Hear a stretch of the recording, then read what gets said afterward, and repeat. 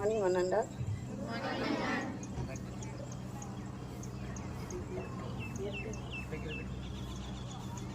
ఈరోజు ఒక చిన్న స్టోరీ చెప్తాను మీకు. ఒక తండ్రి ఏమో మంచి విద్యావంతుడు, వాళ్ళకు ఒక కుమారుడు ఉండేవాడు. ఆయన విద్యావంతుడు కాబట్టి వాళ్ళ కొడుకు కూడా మంచి విద్యావంతులు చేయాలని ముందు కాలంలో అయితే గురువుల దగ్గర పంపించేవాళ్ళు. ఆ గురువుల దగ్గరికి పిల్లవాడిని కూడా తీసుకెళ్ళి ఆయన అక్కడ జాయిన్ చేసి మా పిల్లవాడికి మంచి విద్యా బుద్ధులు చెప్పాలి సార్ అని అడిగారు. ఆ గురువుగారు సరే మీ పిల్లవాడికి నేను మంచి విద్యా బుద్ధులు నేర్పిస్తాను, వదిలి వెళ్ళండి అన్నారు.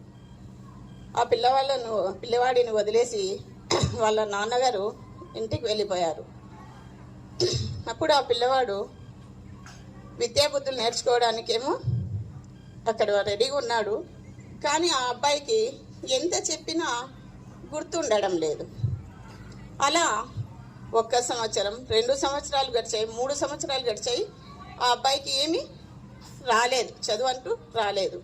అప్పుడు వాళ్ళ గురువుగారు, నాన్న నువ్వు ఎంత చెప్పినా నేర్చుకోవడం లేదు, నీకన్నా వెనకొచ్చిన వాళ్ళు మాత్రం ముందుకు సాగుతున్నారు కానీ నువ్వు ముందుకు సాగలేదు, నువ్వు ఇంకొక కొన్ని రోజులు చూద్దాము, ఆ తర్వాత నేను ఇంటికి పంపించేస్తాను అన్నారు.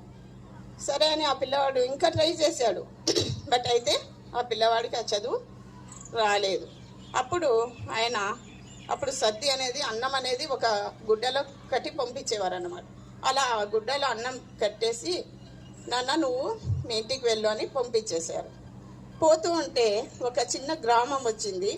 అక్కడ చేదుబావులు తెలుసు కదా, నీళ్లు చేదేవాళ్ళు. అలాంటి చేదుబావు వస్తే ఆ చేదుబావు దగ్గర వెళ్ళి ఆ అబ్బాయి కూర్చొని అన్నం తిందామని కూర్చున్నాడు. అక్కడ ఆ అబ్బాయి ఒకటి గమనించాడు. ఏం గమనించాడంటే ఆ చేదుబావుకు చేదేటప్పుడు రాయి ఉంటుంది కదా, ఆ తాడు తగిలి ఆ రాయే కోసుకుపోయిందన్నమాట. అలాగే పక్కన బండ మీద ఒక బండ ఉండేది, ఆ కుండలు పెడుతూ ఎత్తుతూ ఉంటే అది కూడా రాకి అది కూడా అరిగింది. అప్పుడు ఈ పిల్లాడు ఒకటి ఆలోచిస్తాడు, ఈ కుండలు పెడుతూ ఉంటే ఈ బండే అరిగిపోయింది, అలా పెడుతూ వస్తే అది అరిగిపోయింది కదా, నేను కూడా కష్టపడి మరీ నేర్చుకోవాలని నేను కూడా ట్రై చేస్తే నాకు ఎందుకు చదువు రాదు అని ఆలోచించి మళ్ళీ వెనక్కి వెళ్ళిపోయాడు. వెళ్ళి గురువుగారు నాకు ఇంకోసారి 1 ఛాన్స్ ఇవ్వండి, నేను చదువుకొని